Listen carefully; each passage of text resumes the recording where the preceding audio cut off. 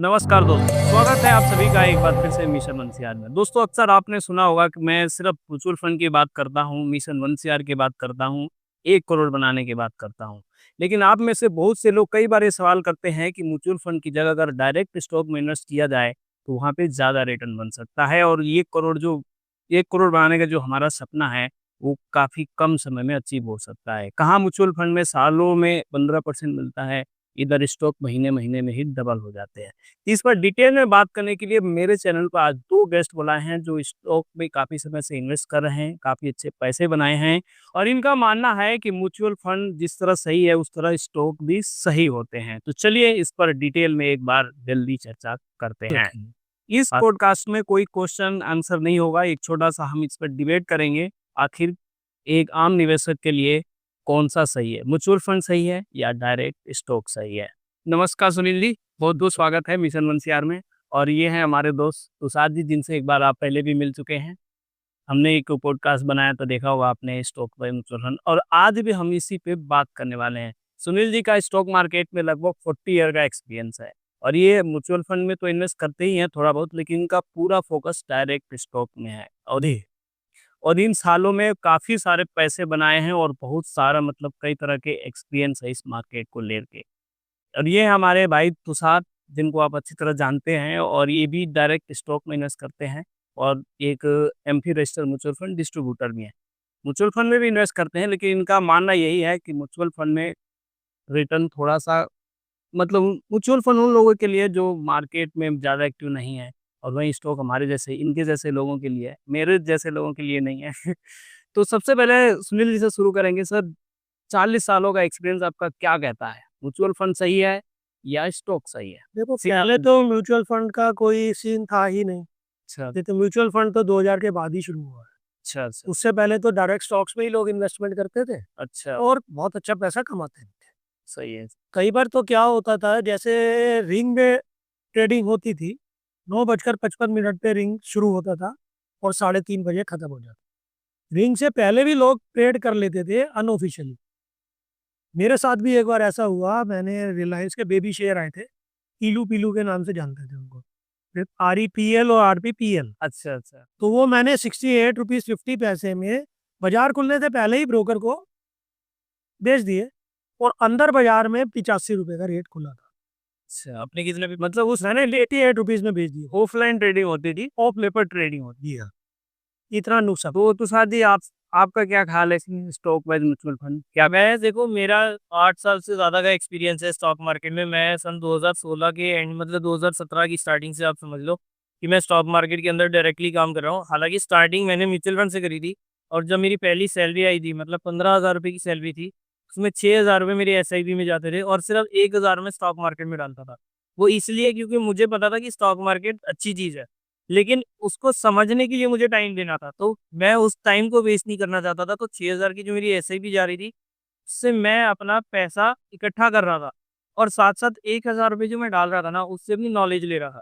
जब मुझे सारा समझ आ गया कि अब स्टॉक मार्केट कहाँ पे है, कैसे मैं उस चीज़ को म्यूचुअल फंड के रिटर्न्स को जो मैं बीट कर सकता हूँ, फिर मैंने अपना सारा पैसा जो था ऑलमोस्ट सारा नहीं मतलब थोड़ा-सा पैसा रख दिया मैंने म्यूचुअल फंड में, बाकी सारा पैसा जो था मैंने अपना यहाँ से शिफ्ट कर दिया स्टॉक मार्केट के अंदर और कब से मैं डायरेक्टली स्टॉक्स के अंदर तीसरा ब्रदर का। मतलब आपका मानना सीधा है कि म्यूचुअल फंड से कहीं बहुत ज़्यादा रिटर्न डायरेक्ट स्टॉक में बन सकता है। अगर आप समझ के करोगे तो सबसे पहली कंडीशन ये है कि लोग ना यहाँ पर समझ के नहीं करते। मेरा वहाँ आते हैं कि मेरे को आज किसी ने बता दिया स्टॉक्स में कि ये करना है, ये ले लो, वो ले लो और उसके हिसाब से वो ट्रेड करने लग जाते हैं। लेकिन यहाँ पर आपको पहले चीज़ को समझना है। पहले उसको 6 महीने, साल भर उसको समझो कि काम कैसे करती है। फिर उसके बाद अब इसमें आओ। तुषार जी के बात से मैं काफ़ी हद तक सहमत हूँ। जैसे इन्होंने बोला कि मैंने ज्ञान लेने के लिए 1000 रुपए से शुरू किया। बहुत अच्छी बात है तुषार जी, आपने बड़ा अच्छा डिसीज़न लिया। नहीं तो लोग करते क्या हैं, किसी दूसरे आदमी को देख के कि उसने 1 लाख के 5 लाख बना दिए, अपना 5 लाख रुपए सीधा घुसा देते हैं और वो थोड़े दिन में 5 लाख का ज़ीरो हो जाता है ज़ीरो और उसके बाद वो या तो बाज़ार छोड़ देते हैं, पैसा के लिए मतलब या तो बाज़ार छोड़ देते हैं या फिर उस 5 लाख को रिकवर करने के लिए 50 लाख का सट्टा और मारते हैं सही। और वो एक समय सड़क पे आ जाओ। मैंने अब पहला ट्रेड जो है ना 8 नवंबर 2016 को लगाया था और उसमें मैंने 3 शेयर्स लिए थे और वो भी तुक्के में लिए थे। एक लिया था फेडरल बैंक, एक लिया था मैंने फ्यूचर एंटरप्राइजेज, जो अब शायद कंपनी बंद है, उस पे 3 रुपए के आसपास का शेयर। और तीसरा लिया था मैंने जेपी एसोसिएट्स, जो वो भी अभी 7 रुपए के आसपास है। मुझे आज भी याद है, फेडरल बैंक का मुझे एग्जैक्टली याद नहीं है, लेकिन मैंने फ्यूचर एंटरप्राइजेज 20 रुपए पे लिया था और उसको 45 रुपए के आसपास बेचा था। और जेपी एसोसिएट 7.5 पे लेके 21 रुपए पे बेचा था मैंने। चलिए, ये चीज़ थी कि उसके बाद भी मेरे को ये था कि भाई अभी मुझे चीज़ समझ नहीं आई है। मुझे देखना है कि मार्केट काम कैसे कर, अभी बहुत कुछ ये सीखना है। बिगिनर लक था मेरा सिर्फ, जिसमें मैंने हालाँकि फेडरल बैंक में भी कमाया था, लेकिन वो सिर्फ एक बिगिनर लक था और उसके अंदर मैंने लॉस भी बड़े अच्छे करे हैं, अच्छा, डायरेक्ट स्टॉक में। डायरेक्ट स्टॉक्स में। हाल अच्छा। बीच में मैंने एफएनओ भी कई बार ट्राई करा। चलिए, यहाँ पर ये चीज़ तो क्लियर हो रही है, तुषार जी हो या सुनील जी हो, इनका मानना ये है कि स्टॉक में पैसे बनते हैं और बनेंगे। नहीं, सुनील जी का एक्सपीरियंस खूब कहता है और इन्होंने पैसे बनाए भी हैं। लेकिन मेरा साफ-सीधा मानना है कि आम आदमी के लिए, एक आम निवेशक के लिए स्टॉक सही नहीं होते हैं। उनके लिए म्यूचुअल फंड ही सही है। हालाँकि एमपी का डाटा कहता है कि म्यूचुअल फंड से भी 90% लोग पैसा नहीं बना पाए। कि वो अपनी जो तो वहीं पे मेरा सवाल ये है कि जब लोग म्यूचुअल फंड से भी पैसा नहीं बना पा रहे हैं, तो डायरेक्ट स्टॉक में कहाँ तक पॉसिबल है कि पैसा बनेगा? इस पर आपका क्या कहना है? देखो, म्यूचुअल फंड में जो लोग पैसा नहीं बनाते, उनका रीज़न है। लोग बहुत तेज़ी से पैसा को ग्रो होता देखना चाहते हैं, जबकि म्यूचुअल फंड में ऐसा होता नहीं है। होता नहीं, सही बात। म्यूचुअल नहीं होता डायरेक्ट, स्टॉक्स में भी नहीं होता। ये चीज़ नहीं और कई बार ऐसा होता है, कोई स्टॉक रन अप जब चल रहा होता है उसका, तो हो सकता है 10 दिन में 3 गुना भी हो जाए। होता है। लेकिन म्यूचुअल फंड में ऐसी पॉसिबिलिटी कभी हो नहीं सकती, हो ही नहीं सकता। हो नहीं सकती। क्योंकि अगर सिर्फ भाई पोर्टफोलियो है, अब 40 स्टॉक 50 स्टॉक हैं उसमें, कोई एक पोर्टफोलियो में एक स्टॉक चलेगा तो वो उसको 3 गुना नहीं कर सकता। नहीं कर सकता, सही बात। तो इसलिए म्यूचुअल फंड उन लोगों के लिए सही है मेरे माने, तो जो लोग इसके अंदर एक्टिवली पार्टिसिपेट नहीं कर पाते। जो लोग जॉब कर रहे हैं, वो 24 घंटे तो इसको देख नहीं रहे। नहीं रहेंगे, सही बात। तो वो तो शाम को 10 मिनट लगा के देख सकते हैं कि आज क्या ग्रोथ हुई, तो उनके लिए म्यूचुअल फंड चाहिए। लेकिन जिनके पास समय ज़्यादा है और वो मार्केट के दौरान काम कर सकते हैं, तो वो डायरेक्ट स्टॉक में काम करें तो उनको ज़्यादा ना फायदा हो सकता तो मैं इसमें एक चीज़ बोलना चाहूँगा कि म्यूचुअल फंड्स ना उन लोगों के लिए है जो बिल्कुल एक बिगिनर माइंडसेट के साथ आ रहे हैं और वो अपना टाइम वेस्ट जो है वो नहीं करना चाहते। एटलीस्ट पता क्या है, अगर आप म्यूचुअल फंड्स में स्टार्टिंग करो, साथ-साथ थोड़ा-थोड़ा जैसे मैंने स्टार्ट किया ना, वैसे ही आप स्टॉक मार्केट को थोड़ा-सा पैसा देके समझने की कोशिश, तो उस टाइम पे। और जो लोग बिल्कुल म्यूचुअल फंड्स देखो, जिनके पास जैसा सुनील जी ने कहा कि बिल्कुल टाइम नहीं है, मार्केट आवर्स की, मैं इस चीज़ में थोड़ा-सा सुनील जी से असहमत हूँ कि वो जो जो टाइम नहीं दे सकते डेली बेसिस पर, अगर 10 मिनट के लिए ट्रैक कर सकते हैं, तो भी वो स्टॉक मार्केट के अंदर काम कर सकते हैं। आजकल बहुत से ऐसे फीचर, अच्छा, चलिए ऑर्डर लगा सकते हैं। एक चीज़ बताइए, आपका 8 सालों का एक्सपीरियंस यहाँ पे अब क्या कहता है कि क्या डायरेक्ट स्टॉक में पैसा बनेगा? या यूँ कहें कि जैसे कि मेरा मिशन है 1 करोड़ बनाने का, आपके 8 सालों का एक्सपीरियंस क्या कहता है कि सबसे पहले 1 सीआर कहाँ बन सकता है? म्यूचुअल फंड में या डायरेक्ट स्टॉक? है। डायरेक्ट स्टॉक डायरेक्ट स्टॉक्स में बनेगा, डायरेक्ट स्टॉक्स में। मैं इस बात से सहमत नहीं हूँ। चाहे आप बेशक सहमत हों और आपको लगता हो। आप देखो, ये अब मेरा पर्सपेक्टिव है। अब आपने अगर मेरे से पूछा तो मैं ये चीज़ का आपको बताना चाहूँगा कि मेरे हिसाब से 1 करोड़ जो बनेगा ना, अगर आप 10 लाख की कैपिटल म्यूचुअल फंड्स में लेकर आओ और 10 लाख की कैपिटल आप स्टॉक मार्केट में लेकर आओ। बट स्टॉक मार्केट में मेरी पहली कंडीशन हमेशा ही रहती है, सबसे पहले एफएनओ में काम नहीं करना, इंट्राडे में काम नहीं करना। सिर्फ लॉन्ग टर्म मोमेंटम इन्वेस्टिंग के हिसाब से अगर आप स्टार्ट करेंगे, स्टार्टिंग आपको हमेशा आईपीओ से करनी चाहिए। अगर आप बिल्कुल दोनों में बिगिनिंग कर रहे हैं तो पैसा लगाओ अपने म्यूचुअल फंड में और आईपीओ से स्टॉक मार्केट को समझना चालू करो। जब आप स्टॉक मार्केट को समझ जाओगे, आपको पता लगेगा कि यहाँ पर रिटर्न्स जो है ना, बहुत ड्रास्टिक एकदम रिटर्न्स मिलते हैं। अब अगर मैं आपको कुछ 2-3 एग्जांपल दूँ ना, सीजी पावर का पिछले 4 साल का रिकॉर्ड देख लो। 10 रुपए का शेयर आज की डेट में 650-700 रुपए का, चलिए, 10 रुपए का शेयर 450 हो गया, 650। 650 हो गया। लेकिन एक चीज़ बताइए, जब आपने 10 रुपए का शेयर लिया था, वो 20 रुपए हुआ, क्या आप बने रहे? 20 से जब वो 30 या 40 हुआ, 3 गुना 4 गुना आप बने रहे। आपने कहीं न कहीं प्रॉफ़िट बुक करके उससे बाहर हो गए हैं। लेकिन म्यूचुअल फंड में ऐसा नहीं होता है। म्यूचुअल फंड में आप एक, म्यूचुअल फंड में तो ऐसा ही होगा, 3-4 गुना कब होता है इतनी जल्दी? नहीं होता है, लेकिन होता है।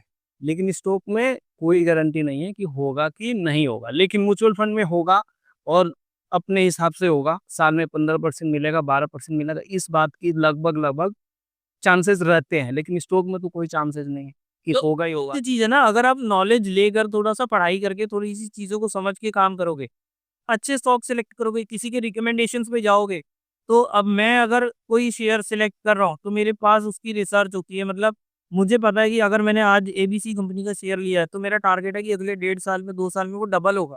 मैं ये नहीं लेके चल रहा कि अगले 2 महीने में वो 4 गुना हो जाएगा। मेरा ये टारगेट होता है 1.5 साल 2 साल में डबल होगा, ट्रिपल होगा। अब बीएससी में आपको बताता हूँ, मैंने शेयर लिया था अपने शायद यूट्यूब चैनल या टेलीग्राम पे भी बताया था कि 550 या 600 रुपये पे।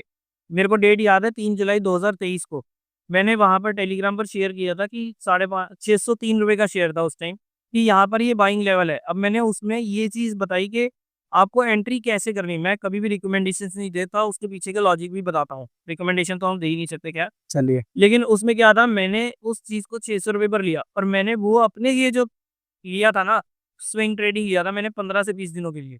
मुझे उस शेयर के अंदर 11 दिन के अंदर मैंने उस अपने शेयर जो पोर्टफोलियो में लिया था वो 16 जून को लिया था और 27 जून को मैंने वहाँ से एग्जिट करी थी। 37% का रिटर्न मैं वहाँ से लेकर निकला था। चलिए, अच्छी बात है। अक्सर लोग कहते हैं कि मैंने इसी स्टॉक में पैसा लगाया और वो बर्बाद हो गया।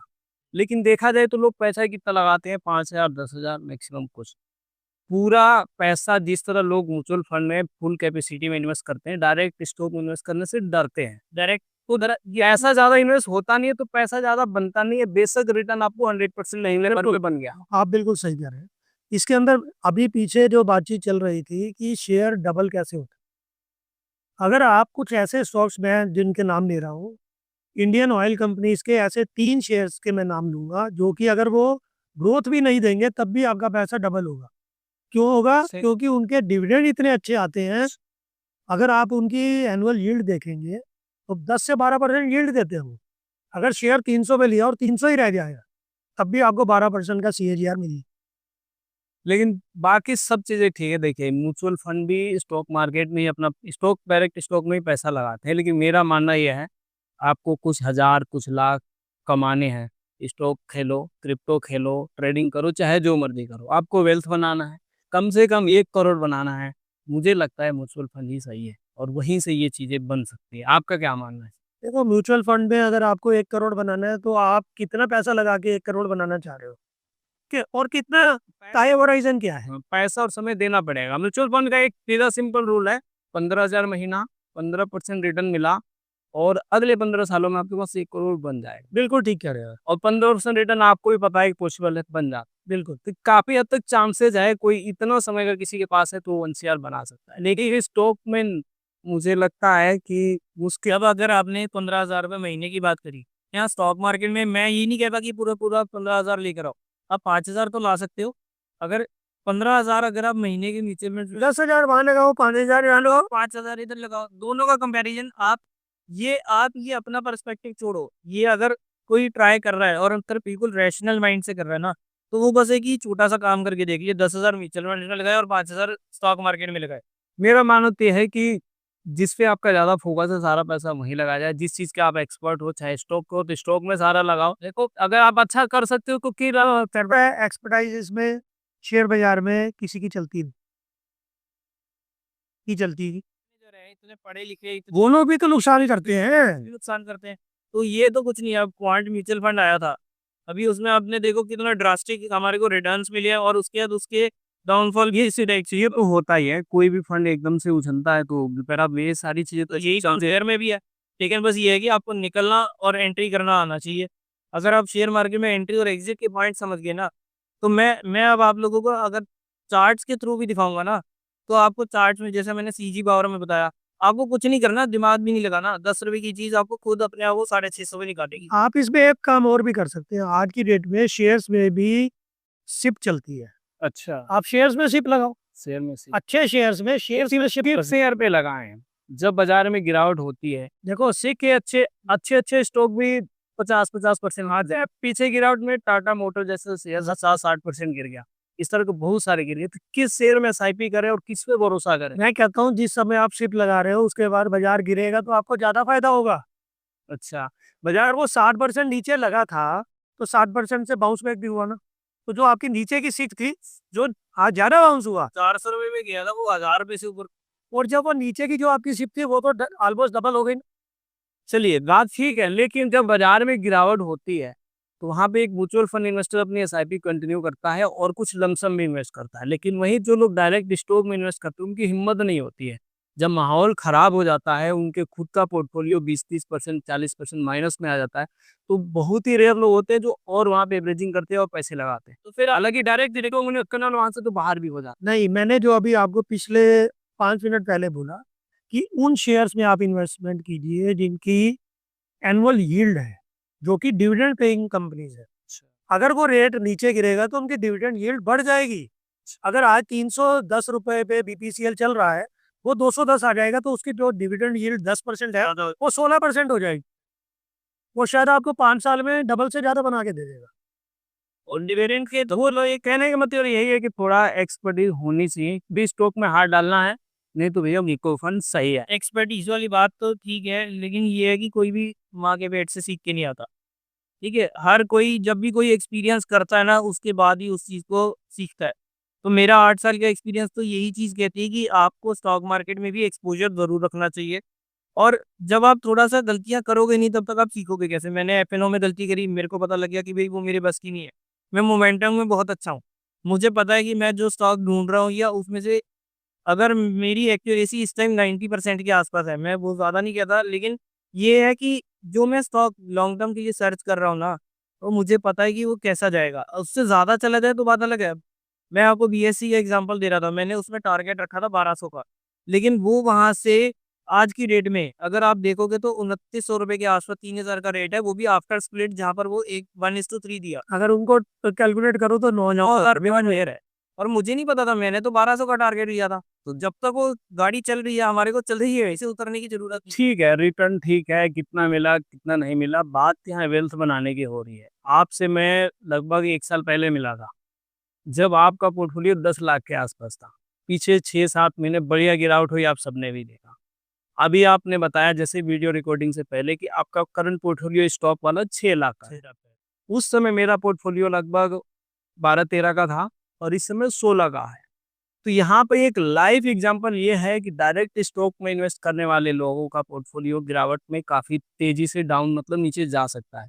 वही म्यूचुअल फंड वाले गिरता है तो उसको एक मौके की तरह देखते हैं और कुछ पैसा लमसम जो कि मैंने किया। अभी रिकवर पूरा प्रॉफिट जितना था नहीं हुआ, लेकिन मेरी हिम्मत हुई और इन्वेस्ट किया और पोर्टफोलियो 16 लाख पहुँच गया। आपका भी 6 पे है।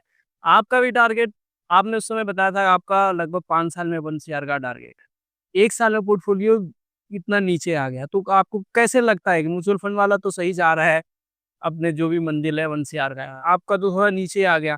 इसको आप कैसे मैनेज करेंगे? आपको आपको क्या लगता है अगले 5 साल नहीं, तो ये पैसा मेरा लॉस इतना नहीं हुआ है। मैंने लॉस एफ-एन-ओ वगैरह में 50-1,000 रुपए का लॉस खाया है उसमें। अच्छा, लेकिन जो मेरा ये पैसा जो अभी 10 की 6 पे आया ना वैल्यू, अच्छा आप ये कह रहे हैं ड्रॉ कि करिए। इसमें से कुछ पैसे निकाल के अपने ट्रेड किया। नहीं, ट्रेड नहीं किए इन्होंने, अपने day to day personal expense के लिए। तो बेटी के जैसे एडमिशन करवाना था सर, तो कुछ ऐसे खर्चे आ गए जो मुझे निकालने पड़े, जिसकी वजह से उसके अलावा मेरे पास अभी ऐसा मेरे को कोई खास लॉस जो है वो नहीं हुआ है। एफ-एन-ओ में हुआ मेरे को, मैंने जैसा बताया कि 50-1,000 रुपए का लॉस हुआ। लेकिन उसके अलावा मेरी हालाँकि इसमें मेरे पास कैपिटल अभी और पड़ी है, लेकिन अभी अभी अगर मेरे स्टॉक की वैल्यूएशन देखेंगे तो 6 लाख की है, जैसा कि आपको आपने बताया अभी। उसमें मैक्सिमम पैसा जो मेरा है वो विथड्रॉ करा हुआ है। उसमें मेरा लॉस कुछ नहीं हुआ है।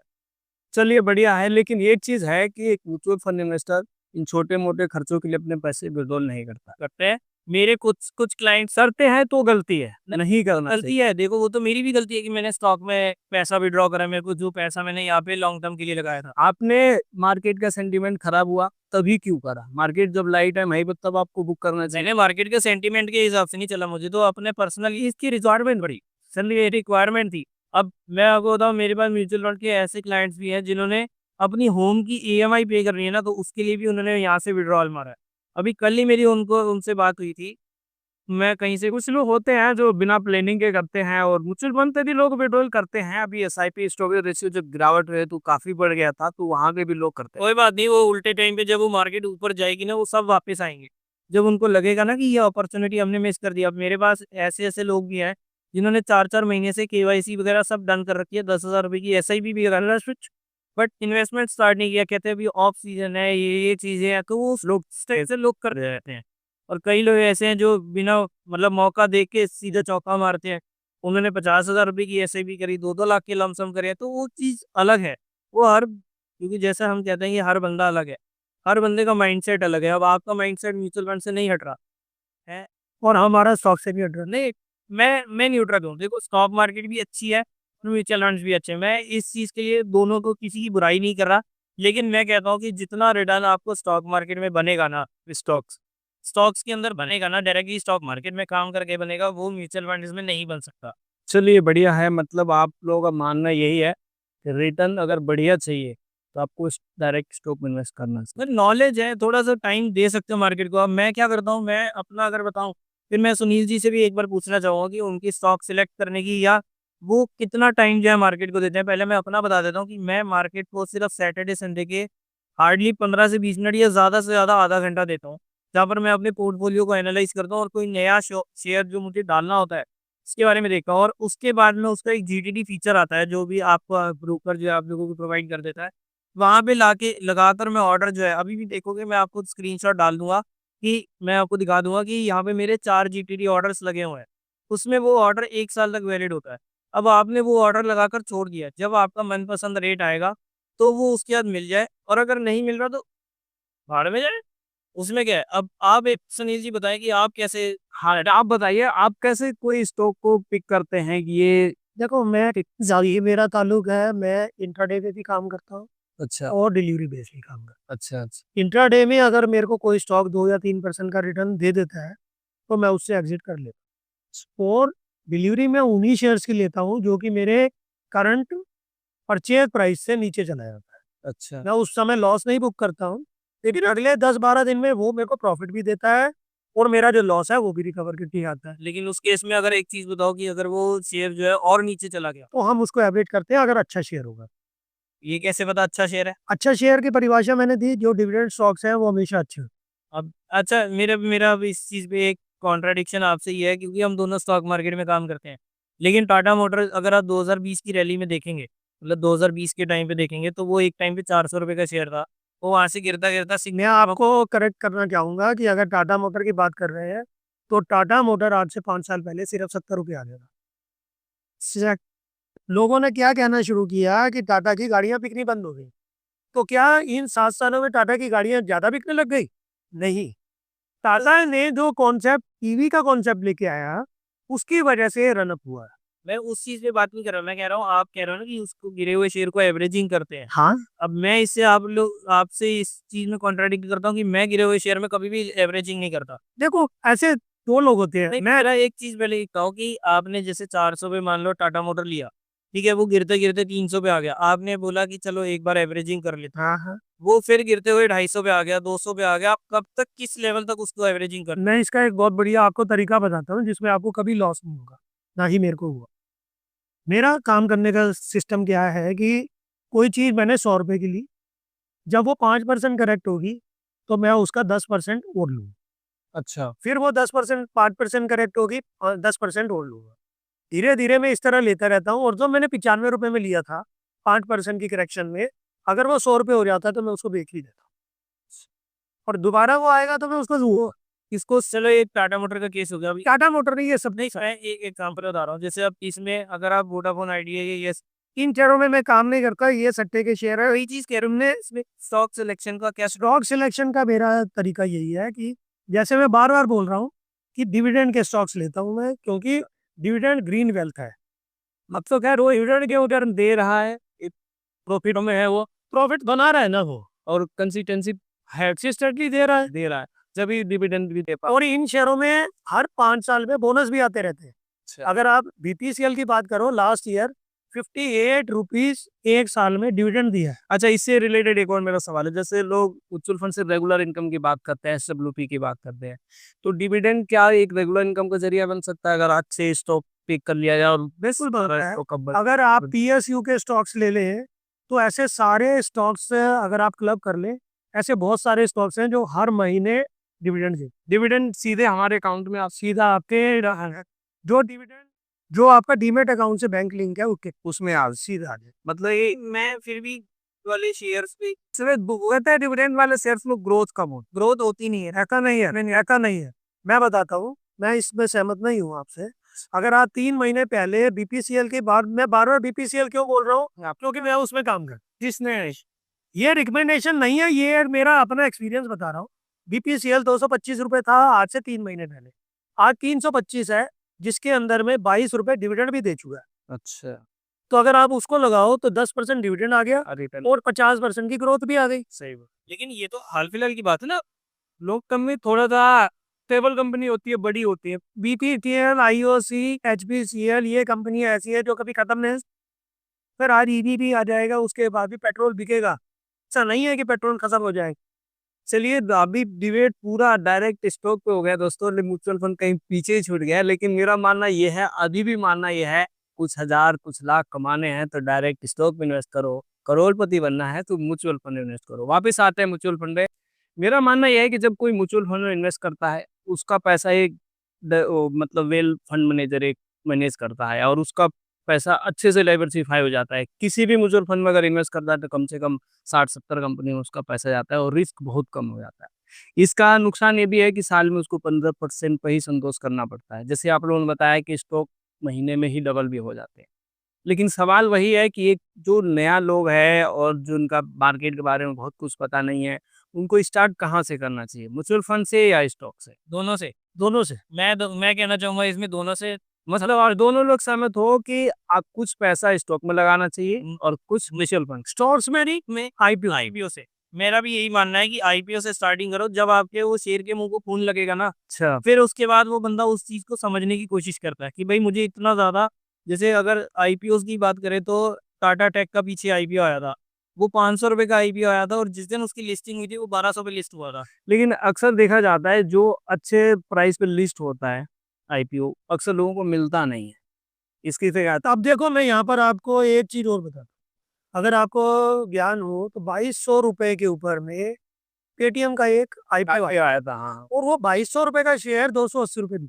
बिल्कुल। आज वो हो सकता है ₹900 के आसपास है। हाँ, तो जैसे कि उन्होंने बताया आईपीओ में लगा। तो आईपीओ में भी आपका पैसा खत्म भी हो सकता है। नहीं, ये तो था कि आपको आईपीओ लेके और बैठ जाना है।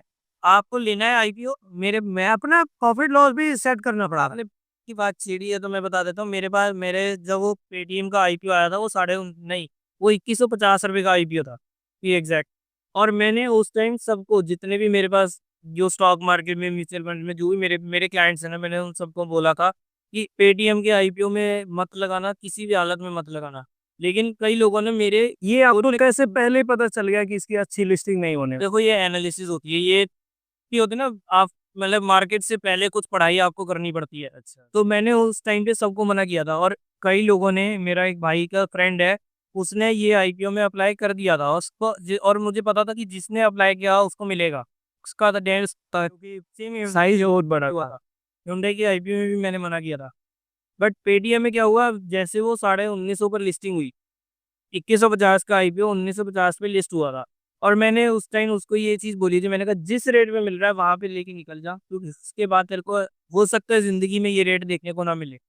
तो उस टाइम उसने 1850 पर अपनी पोजीशन को एग्ज़िट करा और आज वो खुश है। और दूसरे बंदे को मैंने बोला था कि एग्ज़िट कर लो, लेकिन उन्होंने ये चीज़ बोली कि नुकसान में एग्ज़िट नहीं करूँगा। मैंने कहा देख लो ये नुकसान, और वो प्राइस आज तक नहीं आया। आएगा भी नहीं, आएगा। पहला नुकसान जो है ना वो हमेशा सबसे छोटा होता है। पहला लॉस सबसे छोटा लॉस होता है। उसके बाद वो लॉस बढ़ता फिर तो आपकी हिम्मत ही नहीं होगी और फिर वो और नहीं बेच पाता आदमी, सोचता है कि वहीं बेच दिया होता है। और एक यहाँ पर से आपको एक और करेक्ट करना चाहूंगा कि जो आईपीओस आते हैं उनकी फेस वैल्यू भी जरूर देखें, क्योंकि जो पेटीएम का शेयर आया था इसकी फेस वैल्यू सिर्फ ₹1 है। अच्छा, अभी प्री लिस्टिंग में जो अनलिस्टेड शेयर्स हैं उसमें चेन्नई सुपर किंग का एक शेयर चल रहा है जिसकी की फेस वैल्यू सिर्फ 10 पैसे है और उसका शेयर का रेट है ₹190। अनलिस्टेड शेयर दोस्तों क्या होता है, एक बार डिटेल में थोड़ा बताइए। अनलिस्टेड शेयर का मतलब ये है कि कुछ कंपनियां ऐसी हैं जो कि काफी टाइम से रनअप चल रही हैं और उनके अच्छे अच्छे प्रॉफिट भी हैं। मतलब उनका आईपीओ आने वाला। उनका आईसीओ आने वाला है। नहीं होता अनलिस्टेड में। उसमें ये होता है कि आईपीओ आ सकते हैं, बट वो जैसे आप ये समझ लो कि वो शार्क टैंक है। जो शार्क टैंक इंडिया के अंदर काम होता है ना, वो भी अनलिस्टेड है। वो भी एक बंदा अपनी कंपनी लेकर गया और वो वहां जाके जितने भी पैनलिस्ट या जितने भी एक्सपर्ट्स बैठे हैं उनसे वो थोड़ी सी फंडिंग मांगता है। यही काम यहाँ पर है, जहाँ पर जैसे अब अगर आप एसबीआई एएमसी को देखो, अभी उसका कोई उम्मीद नहीं है कि अगले 6 महीने, साल या 1.5 साल तक भी उसका आईपीओ आएगा। नहीं, जैसे कि अभी ओयो का एक आईपीओ आने वाला है और फराक फारिक का भी एक आने वाला है। तो क्या इस समय कोई चाहे तो उनके शेयर्स में इन्वेस्ट कर सकते हैं? बिल्कुल कर सकते। इसमें कितना रिस्क है और क्या फायदा है? देखो, इसके अंदर सिर्फ 2 कंडीशंस होती है। पहले तो क्या होता था कि जब आप अनलिस्टेड शेयर खरीदते थे, तो 30 दिन में आपको शेयर आपके डीमैट में क्रेडिट किए जाते हैं, जो कि अब घटकर सिर्फ 2 दिन रह गए। कई शेयर तो सेम डे भी ट्रांसफ़र हो जाते हैं। उसका अपडेट ऐसे ही होता है रोज? हाँ, नहीं, इनके अपडेट ऐसे नहीं होते जब तक वो लिस्टिंग नहीं होती। अच्छा, उनके रेट होते हैं। होते हैं और बाइंग और सेलिंग के इसलिए कहाँ चेक कर सकते हैं? फिर लिस्ट हुई थी वो उनकी लिस्ट आती है। लिस्ट मैं अपने क्लाइंट्स को देता हूँ अनलिस्टेड शेयर। अच्छा।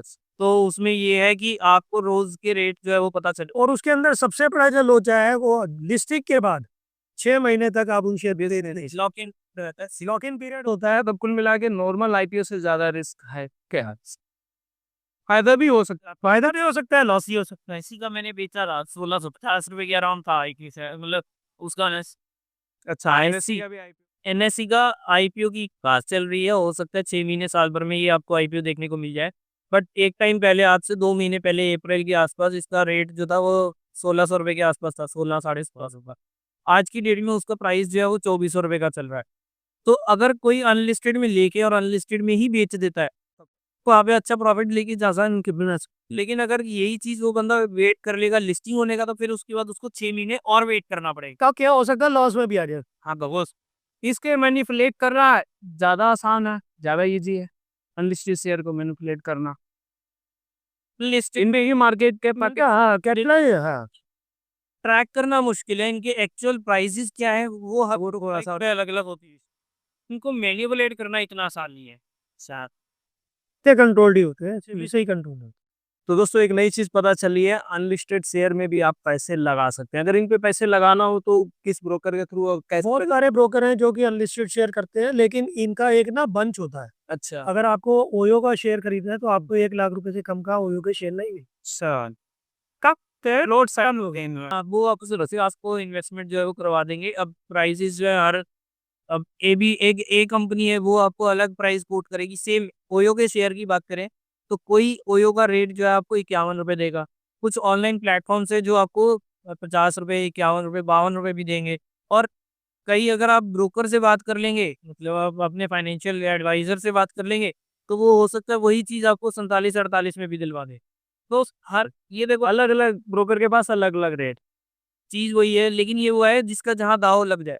और इसमें एक चीज मैं और ऐड करना चाहूँगा। मैं एक छोटी सी चीज़ बताना चाहूँगा, ये यहाँ पे ये होता है कि क्लाइंट देख के चांटा मारा, ये वो चीज़ होती है। अच्छा, मतलब उसके जो प्राइस ब्रोकर खुद सेट कर सकता है। अच्छा, इसमें एक चीज और ऐड करना चाहूंगा कि जैसे कि नॉर्मल लिस्टिंग शेयर्स में बोनस और राइट्स इशू आते हैं, वो प्री लिस्टिंग में भी आते इसमें भी आते हैं। एनएससी में आया था हैं। एनएससी में जैसे अभी पीछे बोनस आया 1:1 का, तो वो उनका शेयर डबल हो गई।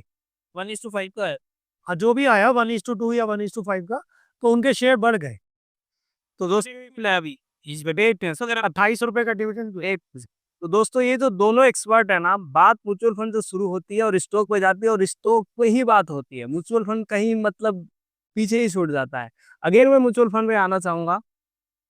नहीं, ये तो आपने एक नई हमारी बातों में से टॉपिक उठाया था अनलिस्टेड का। अच्छा से ऐसे हम म्यूचुअल फंड्स पे ही बात कर रहे थे अभी तक।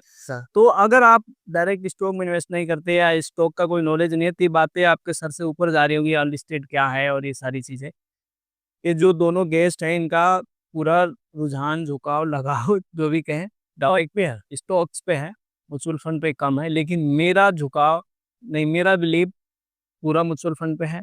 मैंने स्टॉक में भी इन्वेस्ट किया है, ट्रेडिंग भी की है, इंट्राडे भी की है, सब कुछ करके देखा है और यही लगा है मुझे कि तो दोस्तों बात म्यूचुअल फंड से शुरू होती है और स्टॉक पे जाती है और स्टॉक पे खूब चर्चा होता है। लेकिन मेरा मानना यही है कि मेरे लिए म्यूचुअल फंड सही है और आप में से बहुत से लोगों को यही लगता होगा म्यूचुअल फंड ही सही है। लेकिन जो दो मेरे गेस्ट हैं इनका तो बिलीव स्टॉक में इतना स्ट्रॉन्ग है, इनको लगता है कि स्टॉक ही सही है। कुछ हद तक इन दोनों गेस्ट को लगता है कि म्यूचुअल फंड भी सही है, लेकिन स्टॉक इन्होंने पहले नंबर पे रखा है और उसके बाद म्यूचुअल फंड की लोग बात कर रहे हैं। तो चलिए एक छोटा सा रैपिड फायर करते हैं जिसका आंसर बस कुछ सेकंडों में आप लोगों को देना है, जिसमें कई सारे छोटे छोटे क्वेश्चन होंगे और फटाफट उसके कुछ सेकंडों में जवाब देना है। तो सबसे पहले सुनील जी आपसे, सबसे ज्यादा सुरक्षित क्या है, म्यूचुअल फंड या शेयर? मेरे हिसाब से स्टॉक्स, स्टॉक सुरक्षित है, म्यूचुअल फंड तो सेफ है। म्यूचुअल फंड से भी सेफ। अगर आप उसको आपसे म्यूचुअल आप म्यूचुअल फंड ठीक है। नेक्स्ट, ज्यादा रोमांच किस में है, स्टॉक में या म्यूचुअल फंड? स्टॉक इस बात से मैं भी सहमत हूँ। म्यूचुअल फंड बहुत ही बोरिंग चीज है, सालों साल 6-6 महीने बीत जाते हैं, वो रिटर्न नहीं बनता है। चलिए नेक्स्ट, शुरुआती लोगों के लिए कौन सा बेहतर है?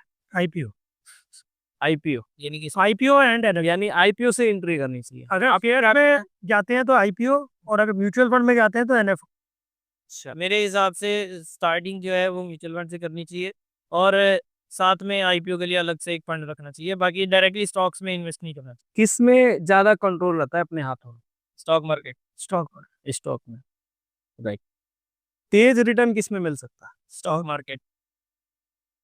लंबी अवधि में धन बनाने के लिए भरोसेमंद कौन सा है? किस पे भरोसा कर सकते हैं लंबी अवधि में बड़ा पैसा? Mutual funds. स्टॉक्स नहीं बन सकते? स्टॉक्स में ही बन सकता है। स्टॉक भी तो लॉन्ग टर्म के लिए होता है। आवाज से ज्यादा ना, अच्छा, चलिए ठीक है। बिल्कुल एक एक और बड़ा इंटरेस्टिंग क्वेश्चन, चयन की नींद किस में आती है? म्यूचुअल फंड्स, जहां भावनाओं पर कंट्रोल जरूरी है। Share, stocks shares. हालांकि उसमें चैन की नींद स्टॉक्स में भी आ सकती है अगर हमने ढंग से, मेरे को आती है। नहीं, इस पे मैं सहमत नहीं हूँ, क्योंकि अच्छे से अच्छे स्टॉक, आप किसी चीज छोड़ सहमत नहीं हो। नहीं, अच्छे से अच्छे स्टॉक किसी भी छोटे मोटे न्यूज पे 50% गिर सकते हैं, तो कैसे आपको चैन की नींद आ सकती है? वो अपनी एनालिसिस होती है। मेरा जब मैं लॉन्ग टर्म के हिसाब से करता हूँ तो फिर उसके हिसाब से।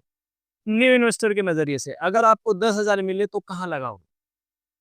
आईपीओ में, या फिर म्यूचुअल फंड्स के जो नए एनएफओज आते हैं उसमें लगा सकते आपका क्या करना मिले, 10,000 मिले तो कहाँ लगाना चाहोगे? स्टार्टिंग में बिल्कुल बिगिनर है तो म्यूचुअल फंड्स, और अगर थोड़ा सा एक्सपीरियंस है तो मतलब स्टॉक मार्केट की नॉलेज ले रखी है तो फिर वहां से स्टॉक से ज्यादा। तो दोस्तों, जो रैपिड फायर का जो क्वेश्चन था, लॉन्ग टर्म में वेल्थ बनाने के लिए दोनों एक्सपर्ट का मानना है कि म्यूचुअल फंड ही सही है।